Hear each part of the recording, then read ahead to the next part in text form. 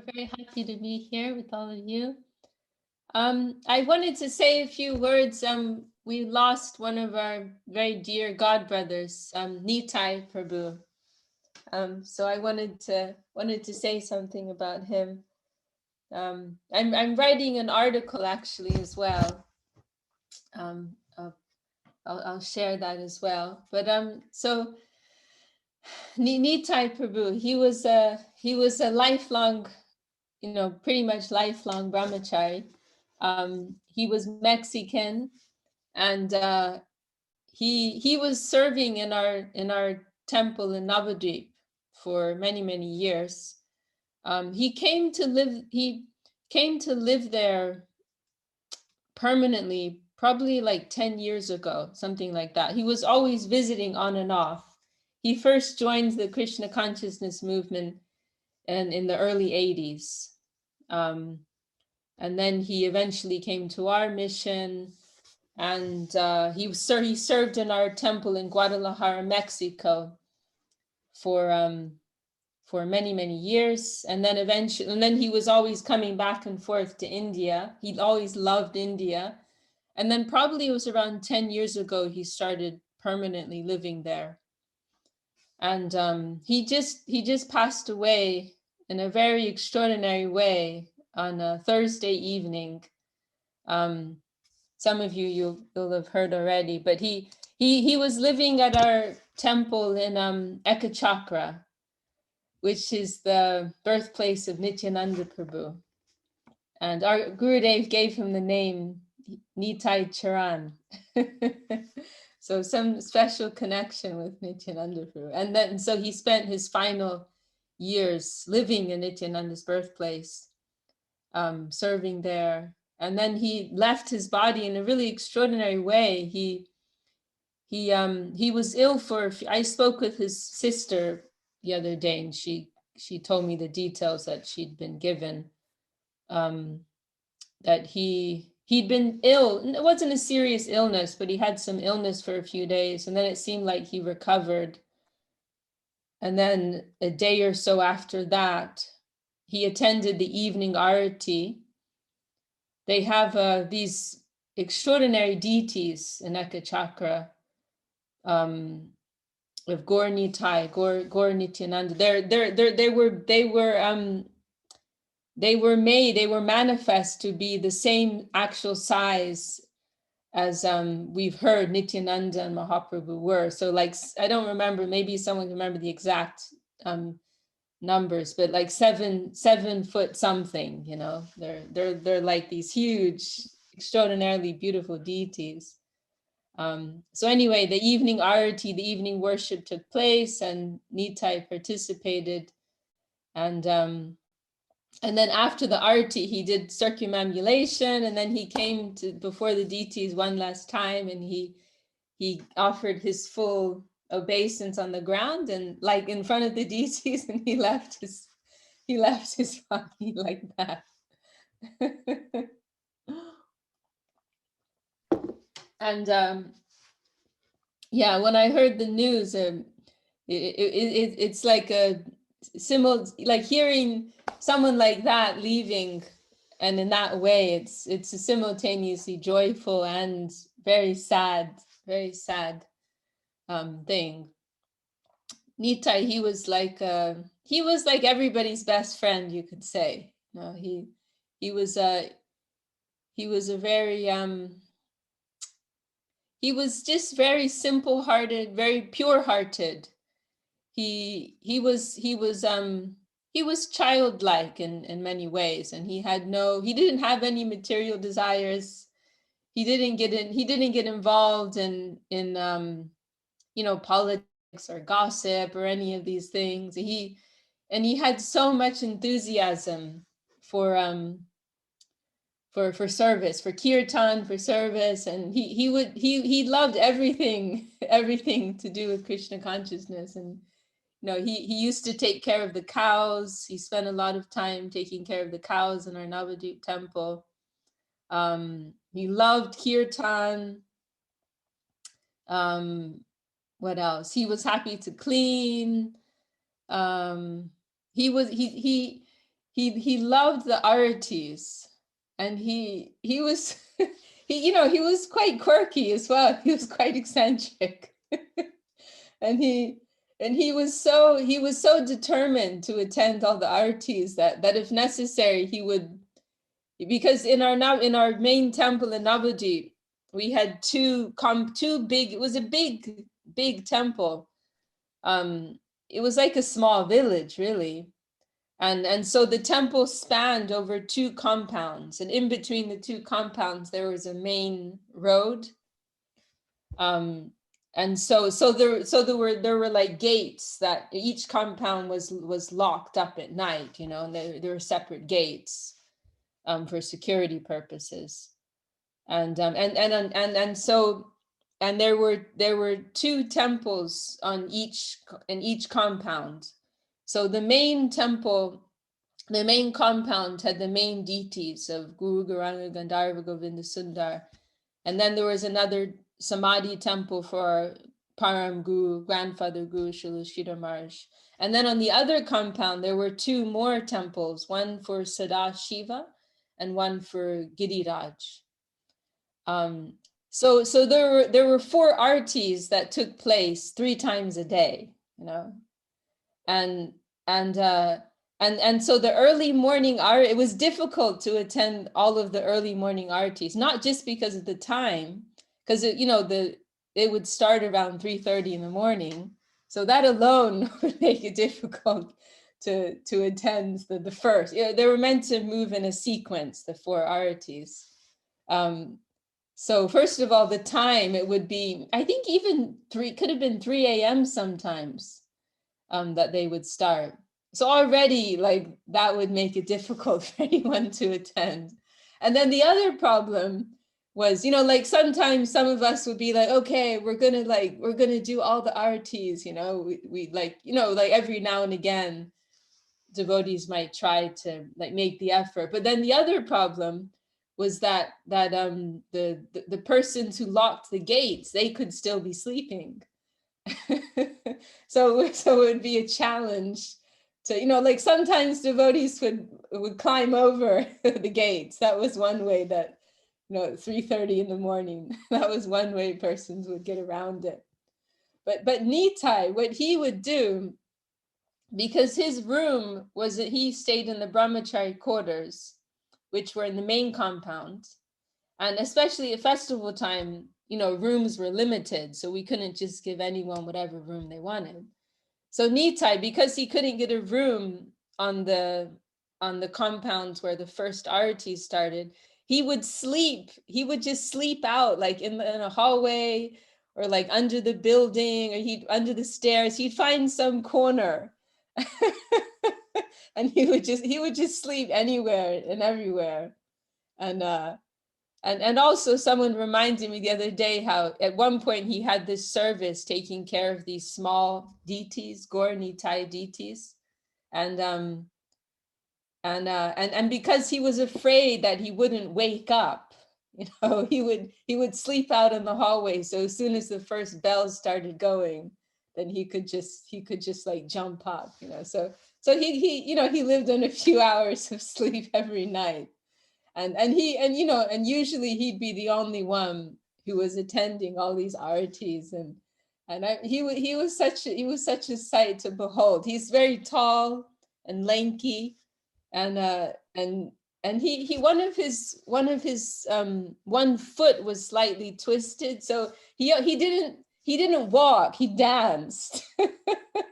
Everywhere he went, he like was dancing when he walked, So like I have it imprinted in my mind, him like his head bobbing up and down, going round and round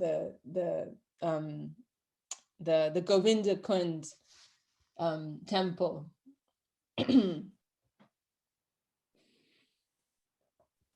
And he was very totally neglectful of himself, I mean, to the extent that it was a problem sometimes. And I don't remember what triggered it exactly, but there was one time when he just completely forgot his body, like, and I had the opportunity to take care of him, actually, and I had to put him in a care home in Calcutta. He became completely malnourished.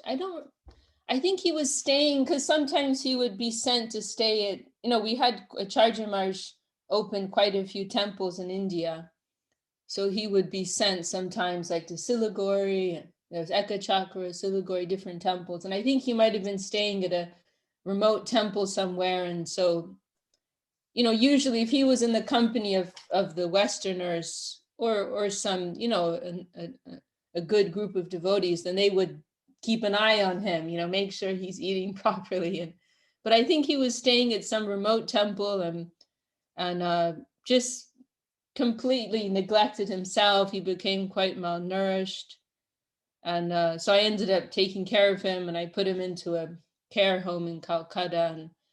And it I'll always remember, just it really struck me how completely detached he was. He was completely detached from his body, and he had this very firm conviction to tolerate, and he had this very high capacity to tolerate. He wouldn't complain, never. He would never complain, never ask for anything for his own self, So it's something that I carry with me, remembering that time with him in Calcutta, that, seeing this expression on his face of this like deep, like resolute conviction to be humble in all circumstances, to tolerate all circumstances. It was something very deep within him. He was really a surrendered soul. He told me one time, and this was the thing that was kind of like the confirmation for me, that he's not an ordinary person. Was he told me once, the way he'd learned English was through reading Chaitanya Charitamrita. He never studied English, because we had every morning we had an English Chaitanya Charitamrita class, and I think at one day at the end of the class there was some, every now and again, anyone who was spending an extended time in India, you'd start to think about, should I study Bengali or not? It was always a debate that I had, and others would have too. And Nitai, he was there, and he shared that the reason he'd learned English was because when he was staying in the temple in Guadalajara, they didn't have any Spanish edition of Chaitanya Charitamrita. So instead he was reading, for those who aren't familiar, Chaitanya Charitamrita, it's one of our main scriptures, and it's describing the life and teachings of Lord Chaitanya Mahaprabhu. And we generally, it's a scripture that we'll read every day. So in our temple in Guadalajara, that the time he was there, for some period at least, they didn't have a Spanish edition. So he was reading the English one every day. and that way, gradually, very naturally, he started to learn English. And it's so beautiful because it's a perfect it's a perfect it's a perfect example, and it's a perfect expression of how the surrendered soul acquires knowledge and resources or whatever, never through their own endeavor, never through like a separate endeavor. The devotional mood is that, when you come to the point of surrender, whatever you've acquired from the material world in terms of knowledge or resources or relationships, you offer that and you use that, but then after the point of surrender, separately go to acquire, to gain anything in the world, it is not the real mood of surrender. And but rather through the real faith is the conviction that through surrender everything will come, whether knowledge or resources or whatever. Our Gurudev also, he never studied English, but it came naturally. Krishna Kanta Didi also, Gurudev told her once, English will come to you, and it did. She never studied. So Nitai, I just thought it was such a beautiful example of his mood of surrender. Separately, he didn't try to acquire anything, but what he needed, it came naturally. And then another interesting thing about Nitai, at that time when he became very ill and I took care of him, then I had some dealings with his family because they needed to be informed, and also they wanted to send the funds to help with his care and his treatment. But I was very impressed because I found that his family, they're actually somewhat wealthy people, kind of upper class, wealthy, very educated people in Mexico, high class people, and they were also extremely loving towards Nitai. So it just it just kind of emphasized how renounced Nitai was, because he really had everything at his disposal. His family were always begging him to come back, but he lived like a beggar, like really he lived like a beggar. It would be hard to get him to wear like some decent clothes. He'd usually go around in like very raggedy cloth, like I was trying to remember like what were the things that he liked, and the only thing that came to mind was peanut butter. If you gave him a jar of peanut butter, he would be happy. But otherwise, like so simple, like he really just looked like a very like a poor sadhu type, so like you would never have guessed that he came from this kind of family background, who have everything, and who love him, really love him. And at that time, when he became very ill, they were trying to convince him, and I was also trying to convince him to go back to Mexico, because, if your health isn't so strong, India is a challenging place to be. But he wouldn't be moved, he had such a deep attachment to serving in the holy Dham. And we were ready to, I remember I was looking up flights, and they're ready to buy the ticket, and we wanted him to go back and become stronger, but he was completely determined. Eventually, because of visa issues, he did have to go back for some period, but then eventually he was able to get he got a better visa, and so I think the last 4 years he was there on a kind of permanent visa. But anyhow, it's such an inspiration, and to think of him, his life, and it shows the power of the Vaishnavas, that even in their passing, they give more inspiration. They're still giving inspiration, and they can even give more inspiration. So the way he lived his life, the way that he left this world, it is extraordinary and very, very inspiring. I don't know, does anyone else want to, I think a few others here, they also knew Nitai. Does anyone else want to share anything?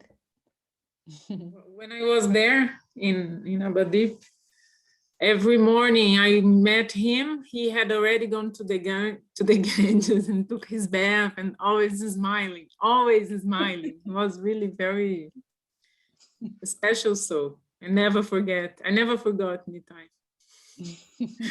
And we always talked, oh, did you go to the Ganges today? Yes, I'm coming from and happy, like dancing, as you said. It seemed he was always dancing.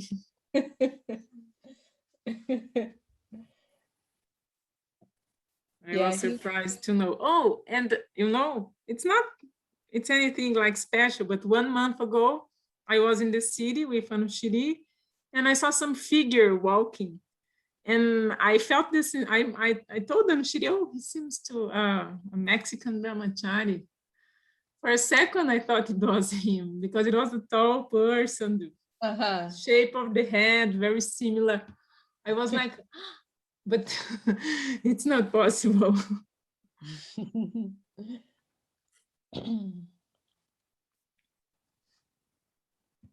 Is it possible to share a picture here? I don't know how, maybe in the chat I can. Oh, here we go, file. I just share a picture here of Nitai. Okay. I found a nice one the other day.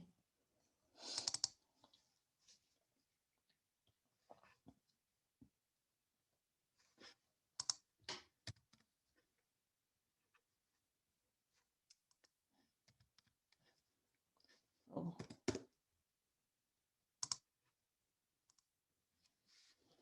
Okay. Did that come up there in the chat? It's the picture of Nitai.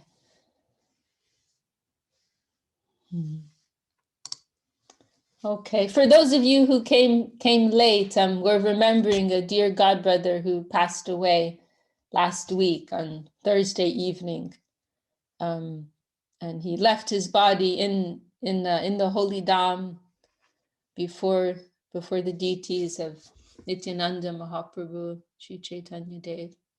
And Ananga Krishna Prabhu, please, you share something about Nitai.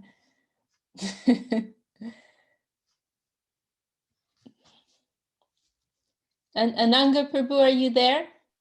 Dandavad Vishakha. Dandavad. And everyone here. I have non-experience with him. What did you say? I have non-experience with him because he always live in Guadalajara, and when the camps, the camps of that Ashram Maharaj used to organize, it's still happening, but because this situation, it stopped. But I didn't assist much, so I didn't have much experience, or I haven't. Okay. Yes, yes. And the time when you came to India, he wasn't in India at that time. No, he wasn't. I see. He wasn't. So I mean, I've seen something, but less than you. Okay. So you said what you said. It was very, very. Maybe the things that I know, okay. That he was very detached and Lakshmi Rani, you know Lakshmi Rani from she was very close with him. Yes. Yeah, she said yesterday that actually their family, before he knew the Krishna conscience, they were thinking to send him to also a care house, but then he met the devotees and they saw that it was better, that he was good there, he was okay there. It was good for him.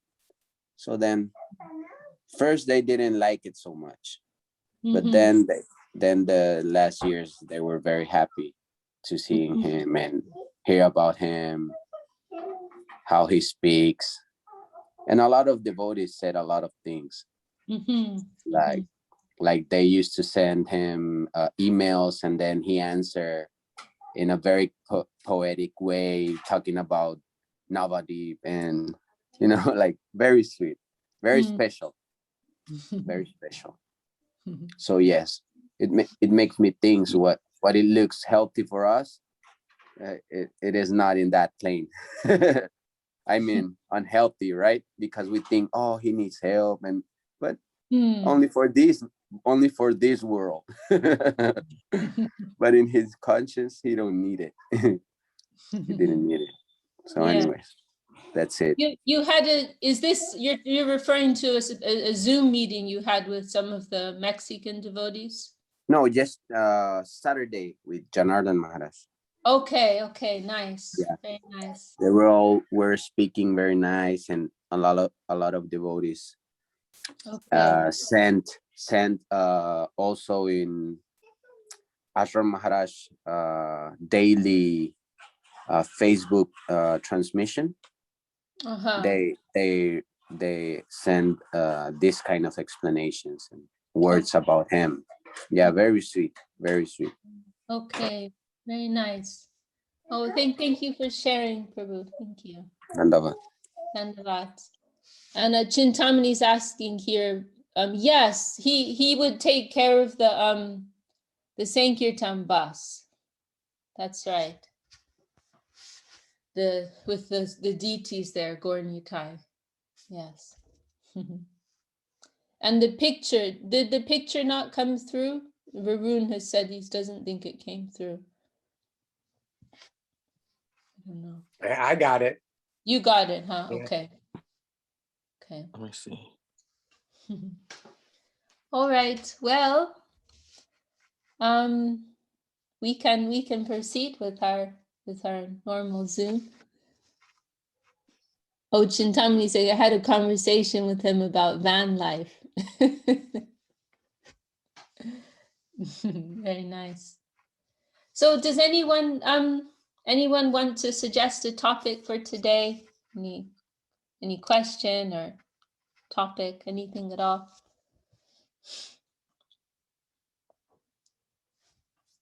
Vishakha Didi, I have a question, if that's okay.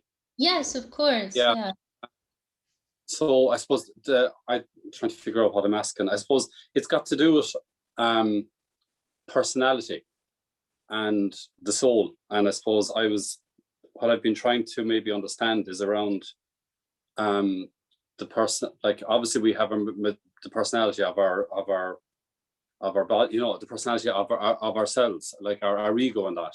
And like, so the personality as we function in life as a human being and that.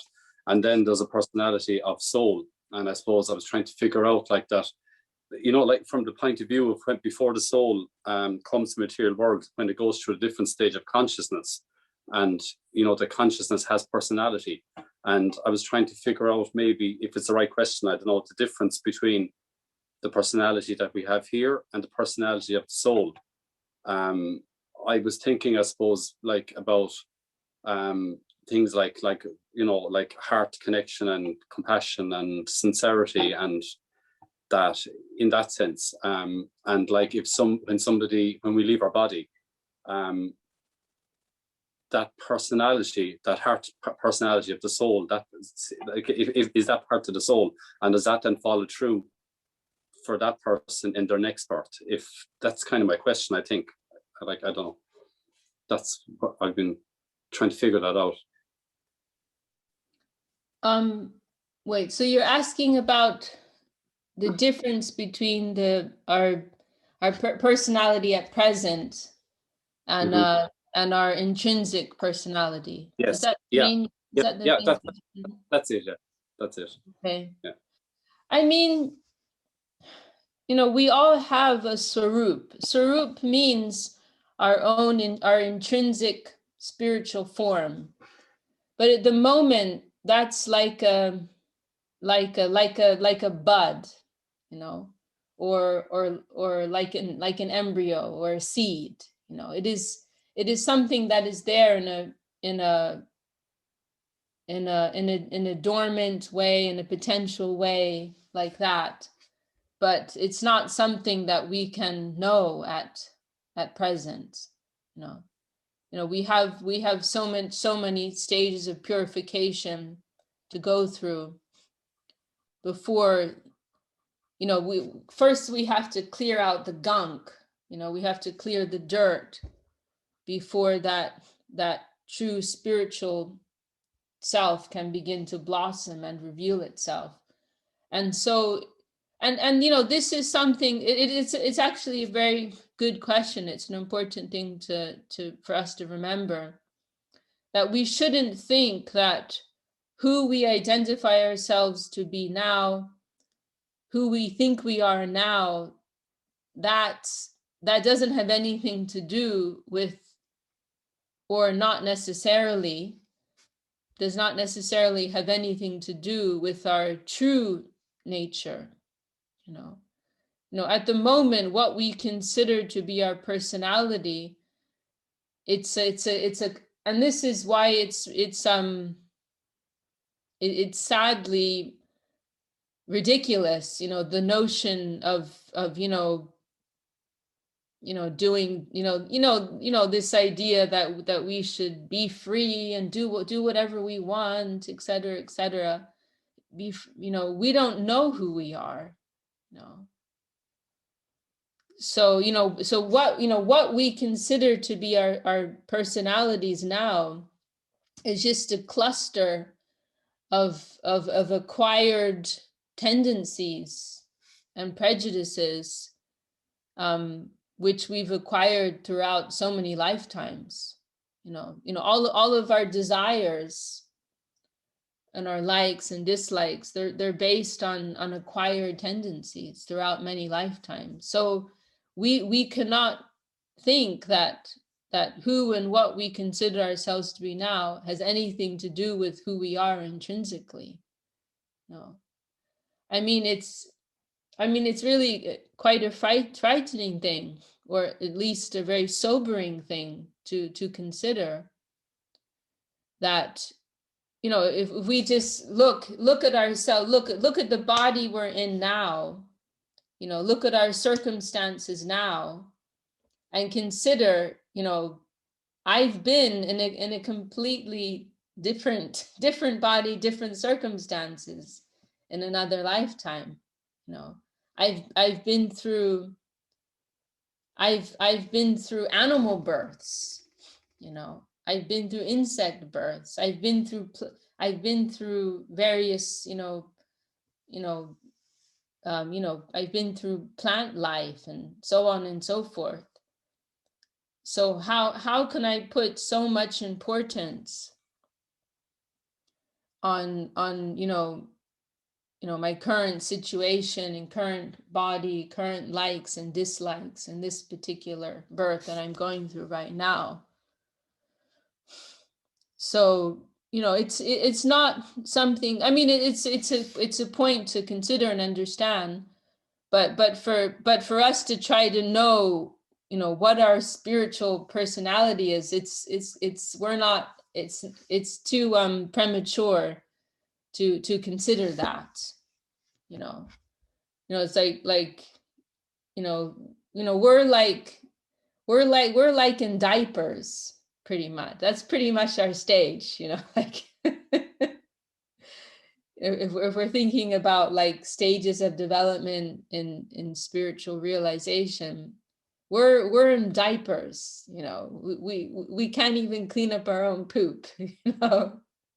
So it's premature for us to try to understand who and what we are in the spiritual world.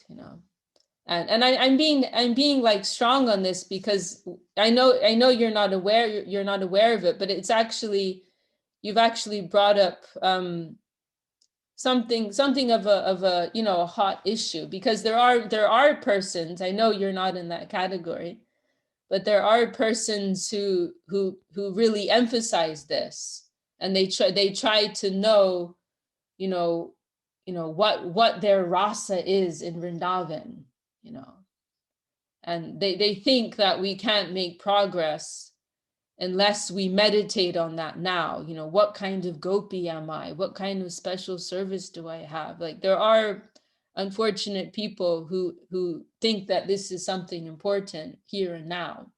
You know? But from where we're standing, it's that's just fantasy. It's ludicrous. It's utterly ludicrous. You know,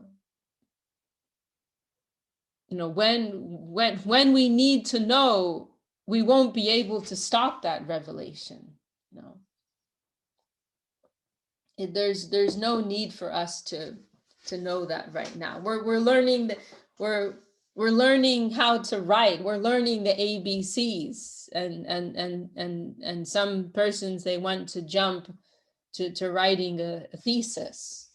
You know, so you know, when we need to know that, it's not that we have to artificially develop an understanding or knowledge of these things, but when we need to know, we won't be able to stop it even if we want to. You know, it's something that will be automatic and irresistible.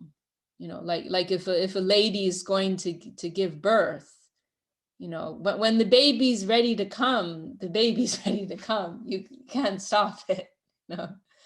You know, it's not that you know, she and she won't need someone to tell her, oh, the baby's coming now. You know, like, it's going to come when it's ready to come, and you won't be able to stop it. You know?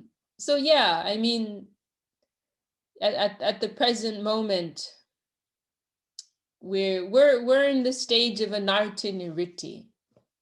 You know, Srila Rupa Goswami has given Srila Rupa Goswami has given this outline of the different stages of development in devotion. You know, ado shraddha, first there must be some faith, tata sadhu sangha, association with the sadhus, the saints. Ado shraddha, tato sadhu sangha, tato bhajana kriya, then service life, practicing life begins. And then through that practicing life, service life, anartha niritti, which means purification, will automatically be affected. So this is the stage we are all in, more or less. We're in the stage of purification. And until, sorry, some notice here. And so until that purification has taken place, then we cannot begin to think of these other things, you know.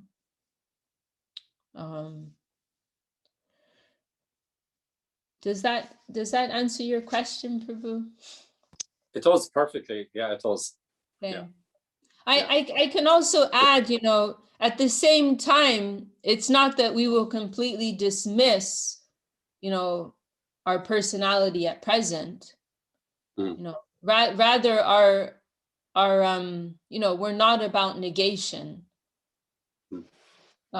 So our approach in the practice of devotion is to dovetail, you know, whatever nature, whatever material, whatever acquired nature we have, we dovetail that with the practice of devotion. You know, we like to cook, we cook for Krishna. We like to make music, we make music for Krishna, etc. We like to make money, we make money. We like to talk, we talk about Krishna, etc., etc. This is the idea, and in that way, whatever, you know, was initially a material tendency, it will become purified, and through the natural development of surrender, it will become a pure expression of devotion. So, you know, in a sense, it's not something to analyze too much, you know, but it's like, you know, whatever I have, I'm giving it to you. Whoever I am, whatever I am, I'm giving it to you. You know, there's a very beautiful, you know, I don't know what I am or who I am. I don't know, but whatever it is, I'm giving it to you. You can make me. Actually, we want to be like our gurus sometimes give the analogy of a lump of clay. You know, we want to be a lump of clay in the hands of our guru, that they can shape and form however they like. And I'm also reminded of a beautiful verse in Prapana Jivanamrita, which is saying, Vapura Dishu, it begins like that, saying, do you remember that verse, Chinwaifu? Begins Vapura Dishu, begins like that. But saying that, this, let me see if I can quickly find it. But it's saying that, however I am and however I am known to others, I'm taking this whole ego and I'm offering it to you, my Lord. Let me see if I can. Oh, I keep the wrong keyboard. Let me see if it comes up here in Mr. Google.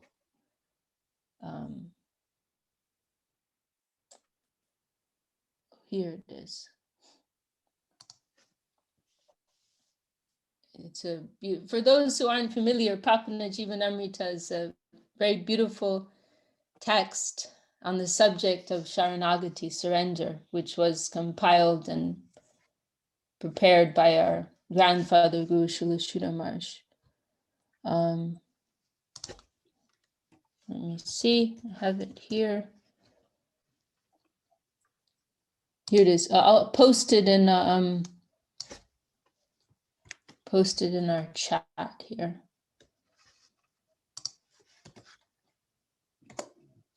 Vapura dishu yopi kopiva gunato saniya tatatavida tadaham tavapada padmayar hamma adyaiva maya samarpita. O Lord, whatever I possess in terms of this body and its paraphernalia, and whatever character I have acquired through the modes of nature, this whole sense of ego, I offer at your lotus feet today. That I like Sagar Maharaj's translation better for that. There's another translation which is a little nicer, but I'm being picky now.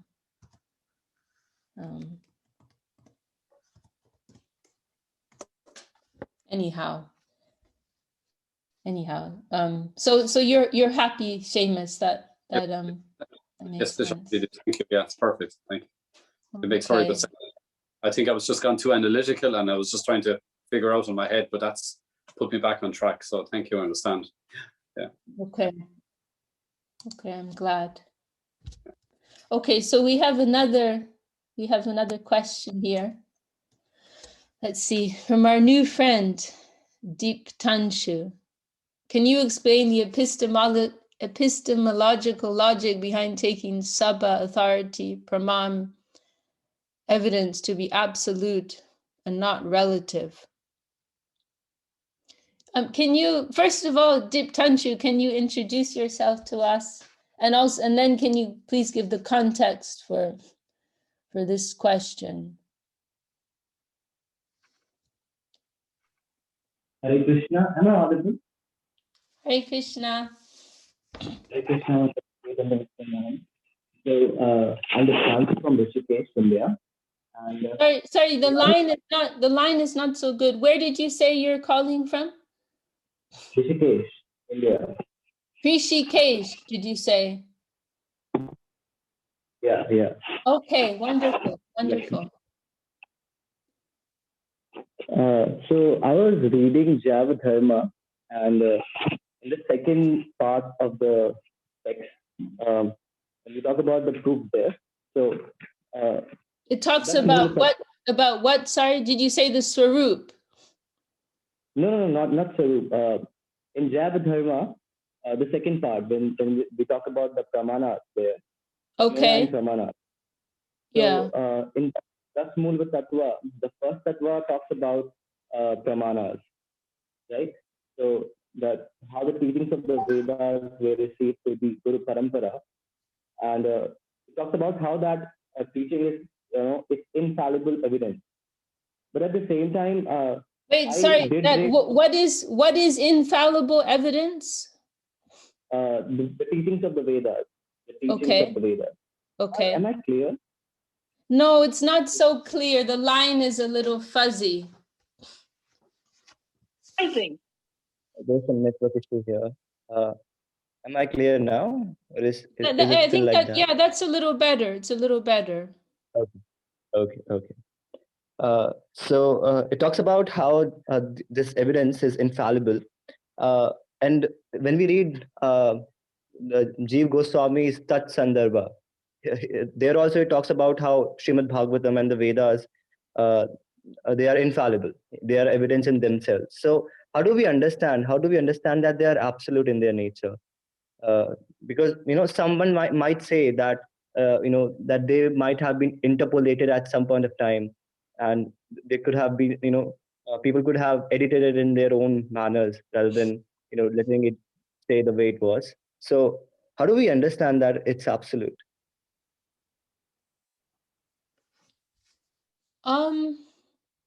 Well, I mean, I would say both of those perspectives are correct. I would say that if you have the pure expression, the pure original form of Bhagavatam, or whichever,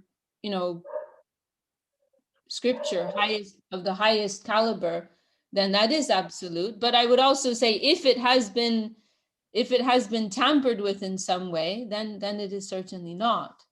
It cannot be considered so. But all of this comes to, for me, this whole discussion comes down to one thing, which is that we cannot rely fully on the script, going directly to the scriptures, but rather what you've pointed out here, it highlights and emphasizes the need for taking shelter of a living sadhu, who is the living Bhagavat. There are two Bhagavats. There is the book Bhagavat and there is the person Bhagavat. So the issue that you've brought up, it highlights the need for taking shelter of the person Bhagavat, who is the living Bhagavat. The Bhagavat is in the form of a text, is something passive. Even if it hasn't been tampered with in any way, if it hasn't been misinterpreted in any way, still it is a passive expression of divinity. And so how can we rely on our own interpretation, even if we are given the pure Bhagavat, right? How can we be so sure of our own interpretation of that? Now, how can we put so much reliance on our own ability to understand that scripture in pure terms? How can we have that confidence? So therefore it is more valuable to approach the person Bhagavat, who we can actually speak with, who can give us the clear understanding of what is being told in the text Bhagavat. So how does that answer your query? Or Yeah, it does answer my query, but at the same time, like when we read epistemology and we understand the different evidences behind, if I'm putting this point that there is an absolute reality, right? So we talk about different pramanas that are there, like direct perception, inference, and then comes Shabda Pramana. So in a yes. way, yeah. So here, as you're saying that here, the Shab Pramana, in Shab Pramana, it's more important to have a living sadhu, and that experience with that living sadhu, with living Bhagavat, will give me more realizations and give me more understanding than just going through the text by myself, right? Yes. Okay. Oh, All right. so you're concluding there? Yeah. Okay. Hmm. Yeah. Yeah, yeah. Yeah, I mean, I don't know what to say. I mean, for myself, I feel like a very simple person. I don't consider myself to be a scholar at all. I'm a little, familiar with these pramans and the things that you're discussing, but essentially I feel that my fortune in life is that I came to the shelter of a genuine Maha Bhagavat, and I feel that everything is there. So in a sense, for me, it's everything's very simple. Didi, can I mention something? Yes, please, Prabhu. Because I think this idea of infallible knowledge, I believe what they're talking about is knowledge from the transcendental world that has been revealed in the heart of a devotee. So that knowledge is above it. Any other type of mundane knowledge, it's beyond logic, it's beyond that. If it's coming from the transcendental world, it's infallible. So what's being revealed in Sukadev Goswami's heart, Vasudev, what's being revealed in their heart, that is infallible. That is transcendental knowledge. Mm. So even like, I just heard a discussion recently about Advaita Acharya. Some say he's Mahavishnu, some say he's Sadashiva. We accept both.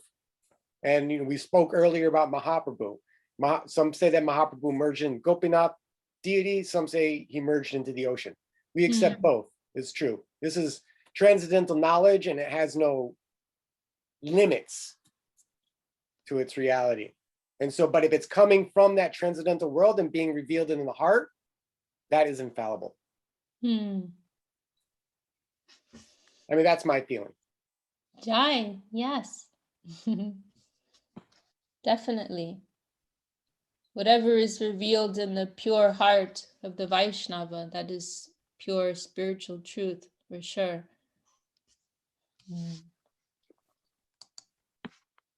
Can I say one thing? Yes, please, Didi. Suvasini Yeah. Didi. Yeah, Dandavat Didi. Dandavat.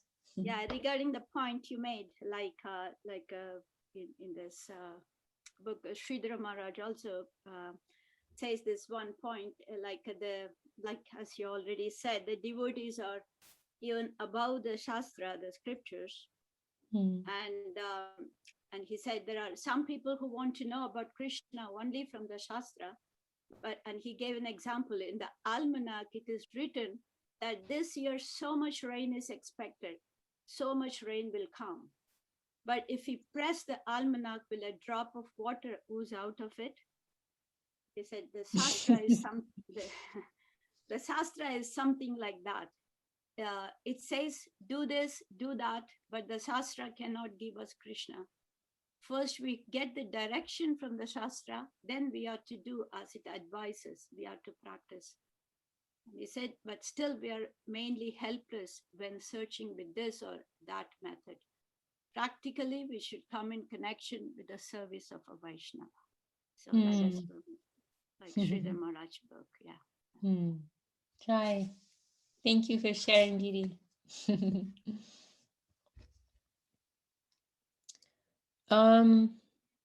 Okay, Varun has another question. How should we interpret and absorb Krishna's pastimes? We don't need to at present. Krishna Leela at present is something that's on a top shelf.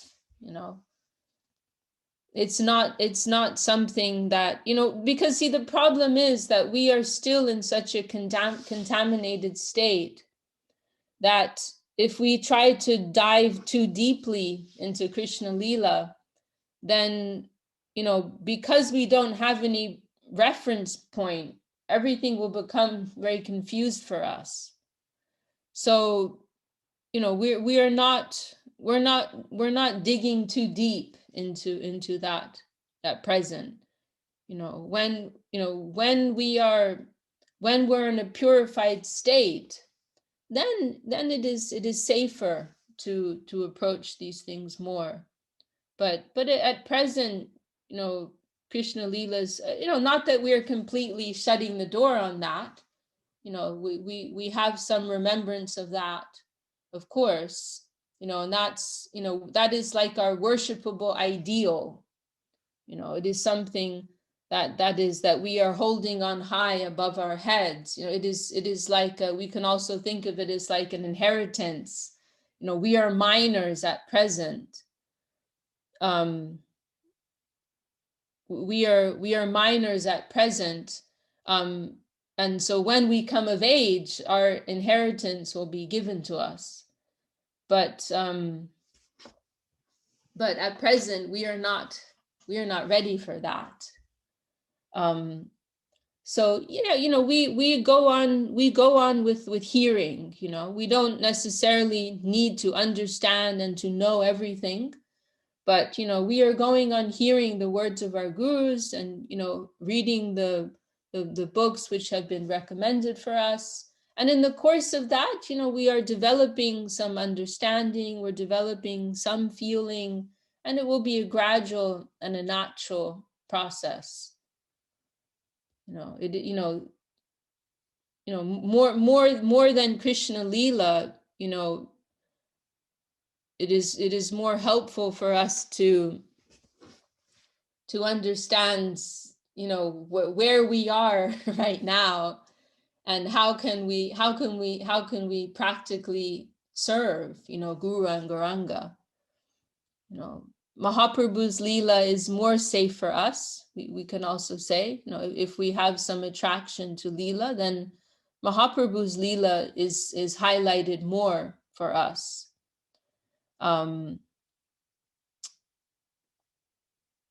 There was something else on the tip of my tongue.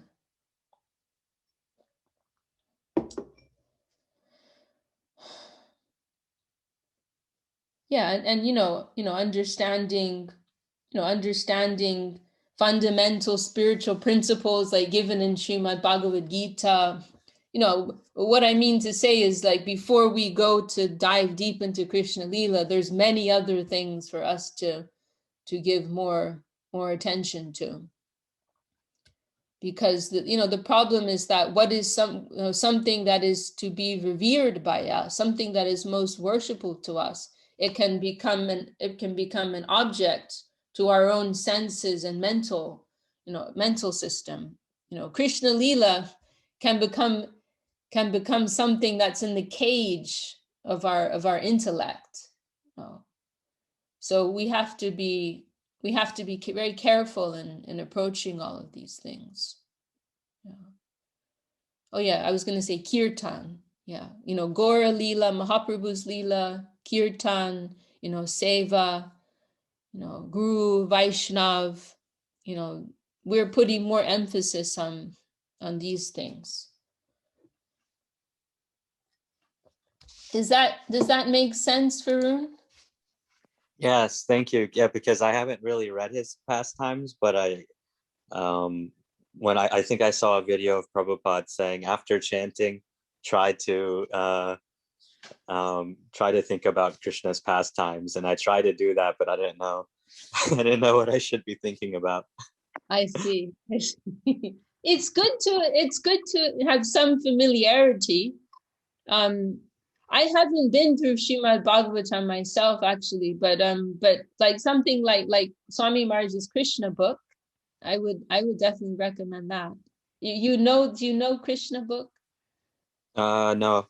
It's like a condensed it's a condensed version of the 10th canto of Bhagavatam, which is telling Krishna Leela.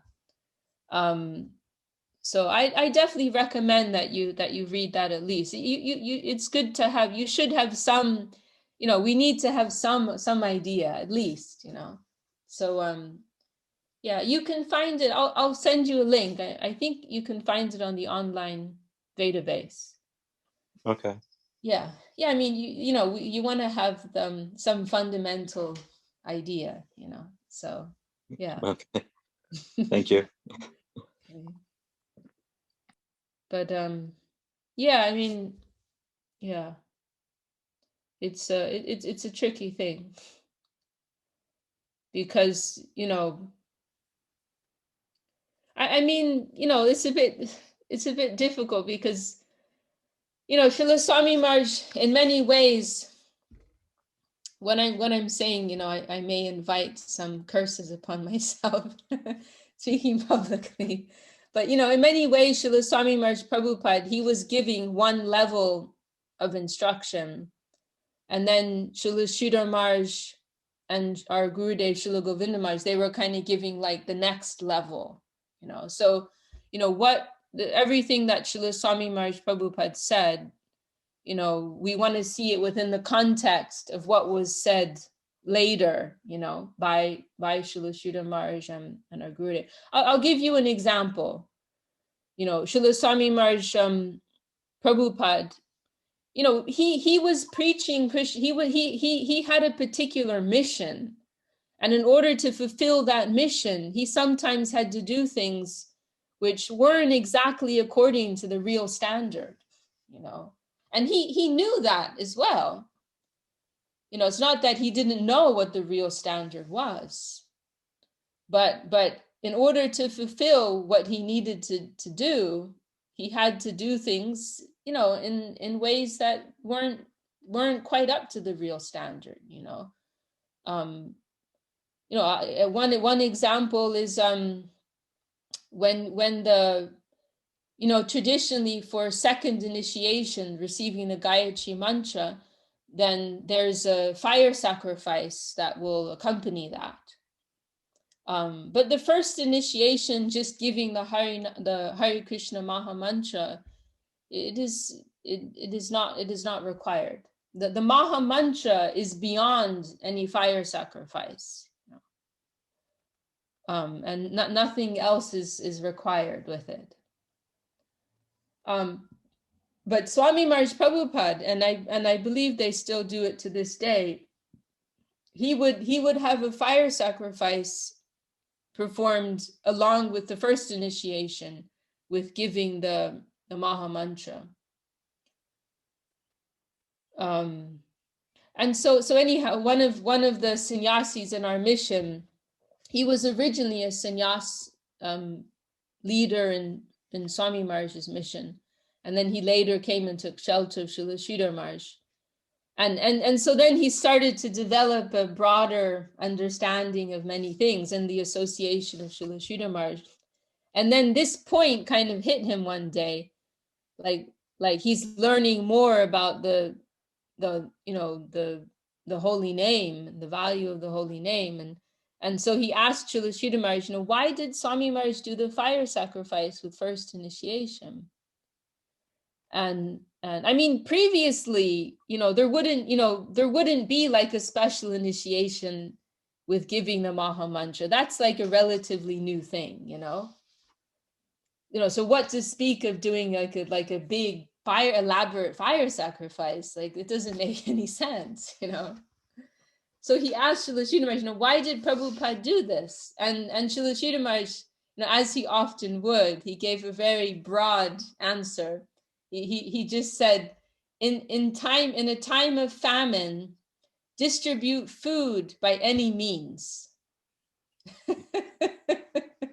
Like by hook or by crook. The people are hungry.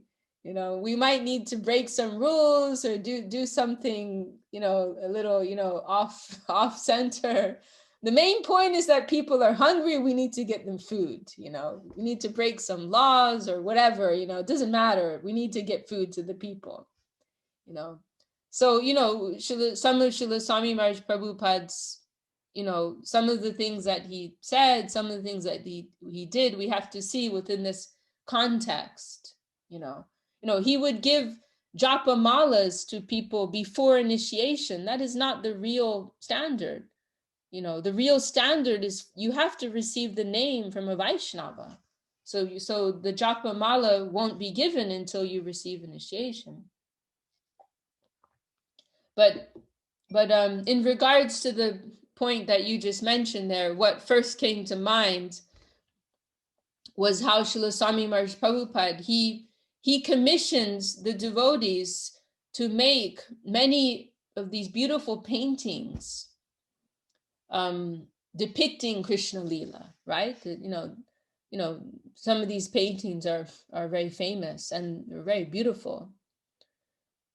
So, he did that because he was dealing with people who had no idea about who Krishna was, and they didn't have any attraction to Krishna. So through these paintings, he's making this beautiful signboard, how beautiful, How attractive is Krishna Lila? Everybody come here. This is your real home. No, so that's why he did that, to give some idea to these people, give them some feeling, attract them in some way. But actually, according to the real standard, that is not something so desirable, actually.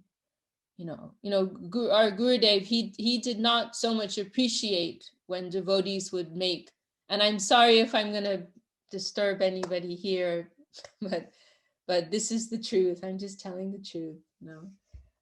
He wasn't so, okay, in particular contexts, of course he would be happy, but strictly speaking, he did not so much appreciate, persons who would depict Krishna Lila through painting, because he said, what they're showing, that can just be an expression of their mental system,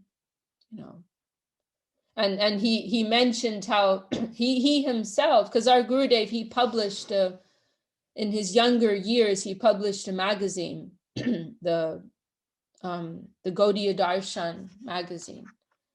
And he pointed out once that I never once printed any painting there. And if he wanted to show, Radha Krishna Mahaprabhu, then he would use a photograph of some deities. But he never once used any painting. So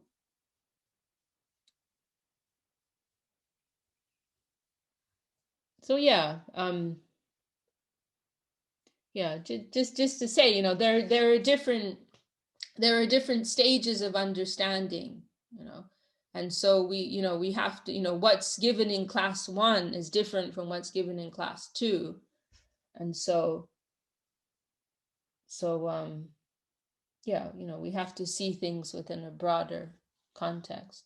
And I'm not saying that you, going back to what you specifically said, I'm not saying that we shouldn't think about Krishna's pastimes, but to make that like a strong emphasis, or that won't be so helpful for us.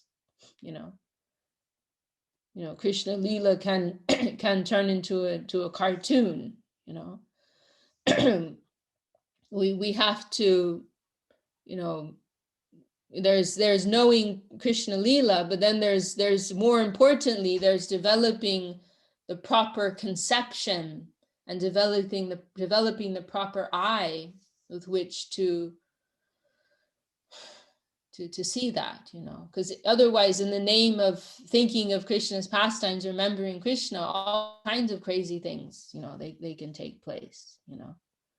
You can put a picture of Krishna on your shirt, and then you're going into the toilet with that, you're putting that in the washing machine with your underwear, etc.,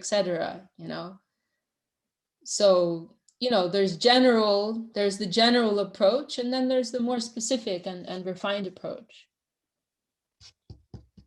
Yeah. Okay. I hope that's helpful. Yeah, definitely, because when I tried to say I don't want to create like cartoons or imagination of stories, so that's what was kind of, after I chanted and I tried doing that, I thought, I feel like I'm creating a fantasy, it doesn't feel right. So I just, it's, while purifying, it doesn't seem like, it just didn't seem natural to make new fantasies and things like that in my mind. So. Very nice. Well, it sounds like you have a natural feeling for the feeling and approach, the mood of our gurus, and not just that, but a more refined understanding. You naturally have some feeling for that. No, I don't. Yeah, I still feel like an infant, like every day, but I'm trying. We're all infants here. Okay, so we have some more questions from our new friend here.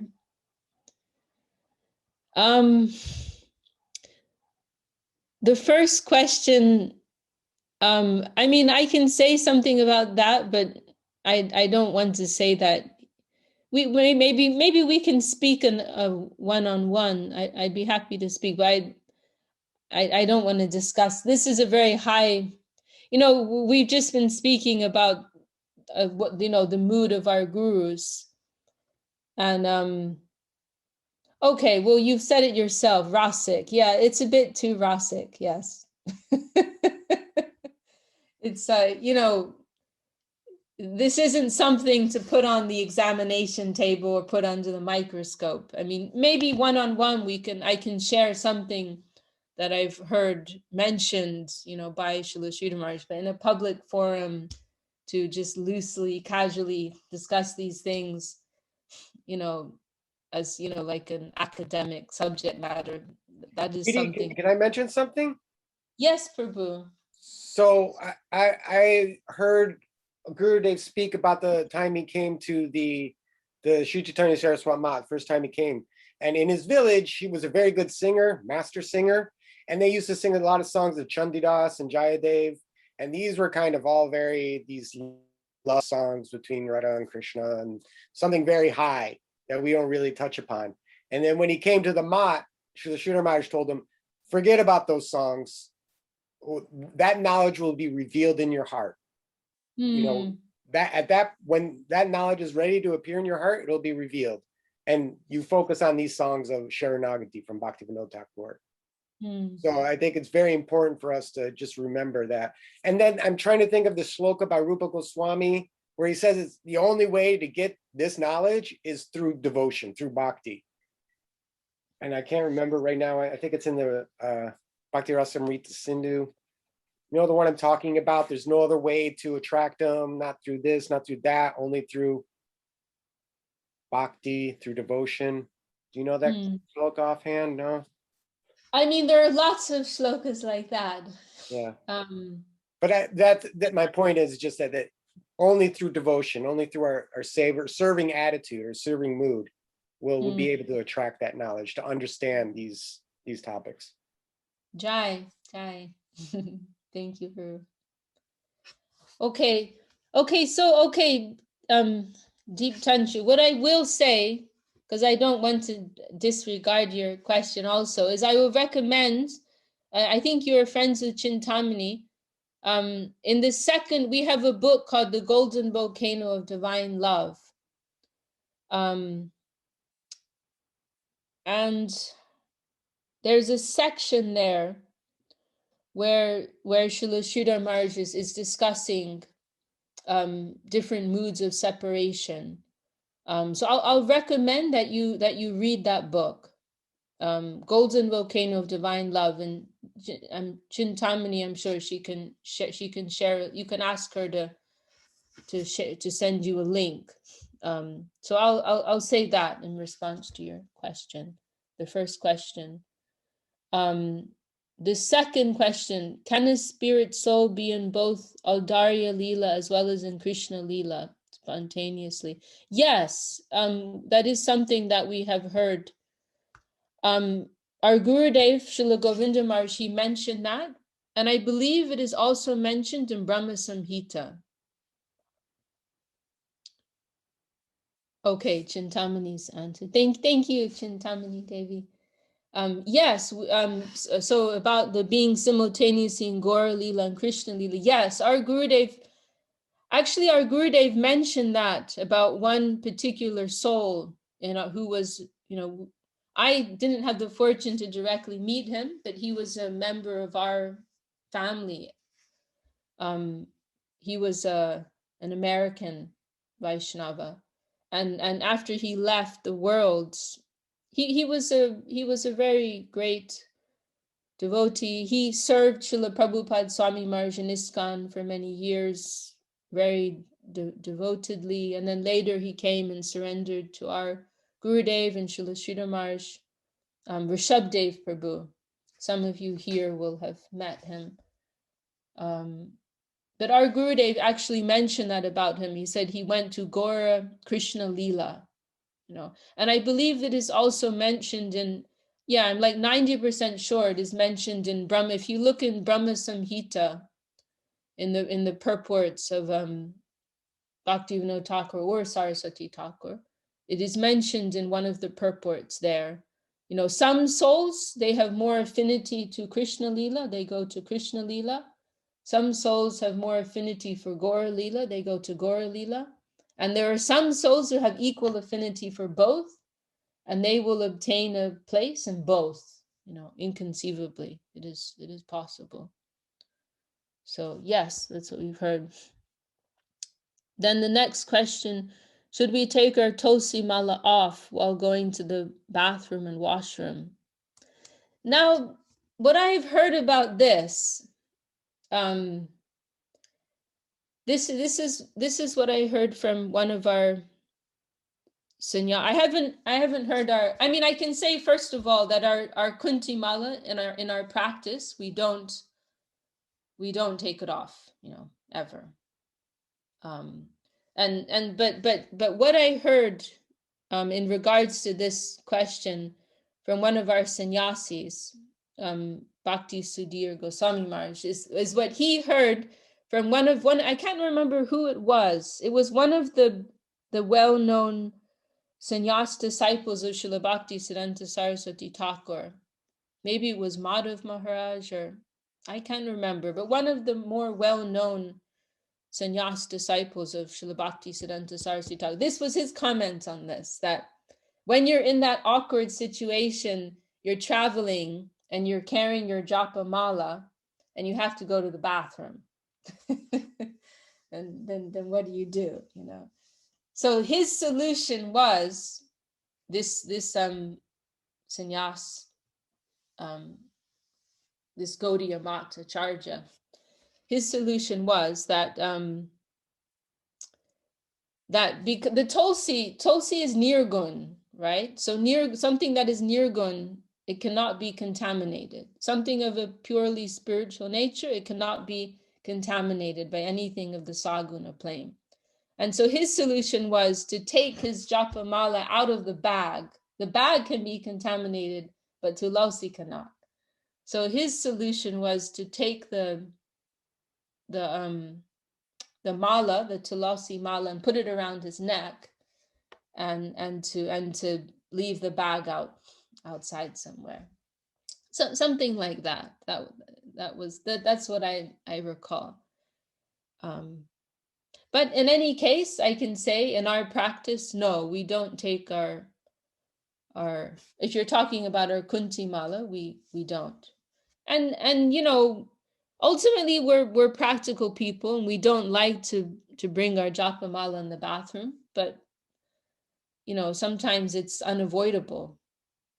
You know, one of my friends, she had her japa mala stolen because she left it hanging outside of a bathroom in an ISKCON temple, actually. And somebody, she was, you know, gone for 5 minutes in the bathroom and somebody stole it. So, you know, what's, you know, in the practice of devotion, you know, there's a certain point when considering offenses is something of a lower concern. You know, what I mean to say is, like, what's more important, to avoid making offenses by not bringing your japa mala into the bathroom, or to keep that japa mala with you at all costs, you know, whether or not you're incurring some offenses. You know? So, you know, it really, in the mood of devotion, everything centers around service necessity, and avoiding offenses becomes less of a consideration. You know, just like Mahaprabhu's servant Govinda, right? When he's faced with that dilemma every afternoon after Mahaprabhu takes prasadam, then he goes to take rest in the Gambhir in his room, and Govinda comes and massages his feet, right? So one afternoon, Mahaprabhu's like playing with his devotees, you know, as he likes to. He decides to just like collapse right in front of the doorway, you know. So he's laying stretched out right in front of the doorway. So when Govinda comes, then he's faced with his dilemma, you know, if I go to do my service, I'll have to massage Mahaprabhu's feet. I'll have to step over his body. But how can I step over his body? That's a huge offense. And so he asks Mahaprabhu, please, my Lord, will you please move a little bit, so I can get by to do my seva.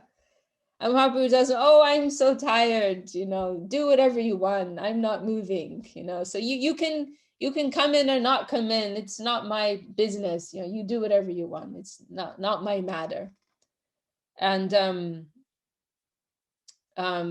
so finally Govinda, he decides, even if it's a huge offense, even if I go to hell, it doesn't matter. And so he steps over Mahaprabhu's body and he goes to massage Mahaprabhu's feet. And then normally when he finishes massaging Mahaprabhu, then he goes out to take prasadam himself. And but on that occasion he didn't. So then finally Mahaprabhu arose after taking rest for some time, and he asks Govinda, what are you doing here? Why didn't you go and take prasadam? Oh, well, I couldn't go because you were blocking the doorway. And then Mahaprabhu's like, well, then how did you come in? Like, oh, well, for service to you, I can commit thousands of offenses, but for my own self, I will not do that, So just to make that point, that in the real devotional mood, everything is based around service necessity.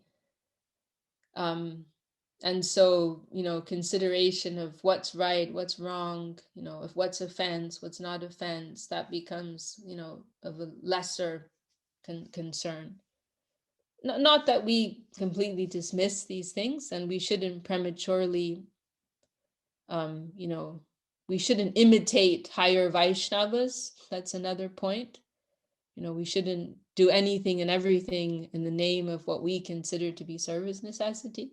But I'm just making that point. Sometimes we have to kind of weigh things up and decide what's more of a priority there and what's practical, Deep Tanshu, is that helpful? Are you there, Deep Tanshu? Oh, okay. Okay, he's saying yes. Okay. All right. Well, we're happy to have you with us, and we're honored. We're honored to have you with us. You're obviously a very, upstanding Vaishnava and very conscious practitioner calling in from the Holy Land. So we're honored to have your presence with us. Okay. Well,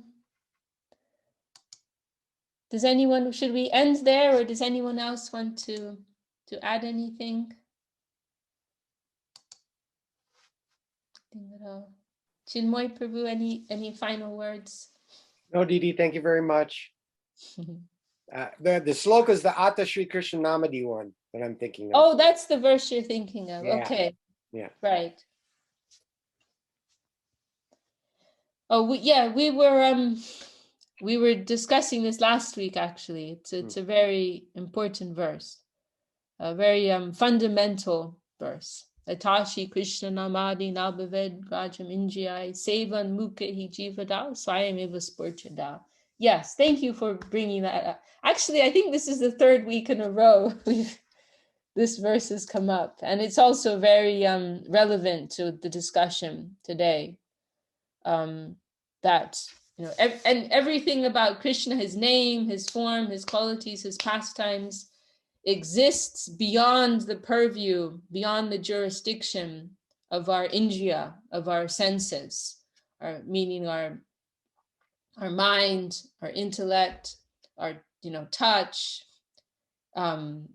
sight, hearing, etc. All of our faculties at present, they cannot touch anything of that spiritual plane. They're two categorically different things, like oil and water. Oil and water, they always remain distinct. So we cannot, with our material faculties, we cannot touch that superior plane. However, through the cultivation of a service mood, the spirit of dedication, then that holy plane may be pleased to reveal itself to us. Krishna, his name, his form, his qualities, his pastimes, of their own will, of their own mercy, attracted by our desire to give, by our mood of self-surrender, they may be moved to descend and reveal themselves to us within the plane of our experience and understanding. So yes, very fundamental. Prabhu, do you have it handy? Maybe you can post that here in the chat. It's a very very crucial verse. Here we are. Here's the verse. Yeah. Okay. Well, any last words from anyone, or should we close there?